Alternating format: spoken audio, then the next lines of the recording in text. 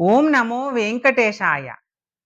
బ్రహ్మోత్సవాలలో ధ్వజారోహణం జరిగిన రాత్రి శ్రీదేవి భూదేవి సమేతుడై మలయప్ప స్వామి ఏడు పడగల బంగారు పెద్దశేష వాహనంపై ఊరేగుతారు.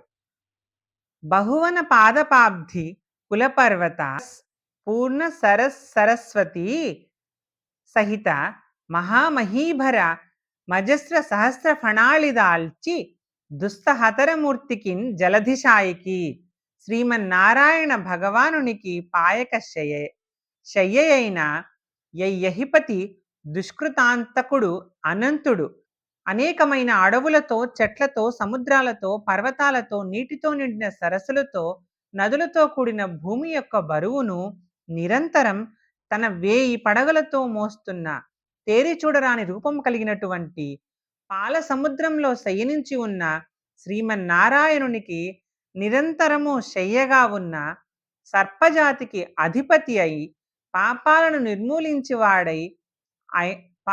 నిర్మూలించువాడైన ఆదిశేషుడు శ్రీమన్నారాయణుని అర్చామూర్తి అయిన వెంకటేశ్వర స్వామికి బ్రహ్మోత్సవ ప్రారంభంలో మొదటి రోజు రాత్రి వాహనమైనాడు.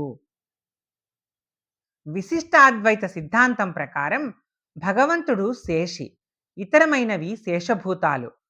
స్వామి శేషవాహనంపై ఊరేగడం ద్వారా భక్తులకు ఈ శేషి అంటే భగవంతుడు శేషి అని, ఇతరమైనవన్నీ శేషభూతాలని స్వామివారు మనకు భగవంతునికి కలిగినటువంటి ఆ బంధాన్ని గుర్తు చేస్తున్నారన్నమాట.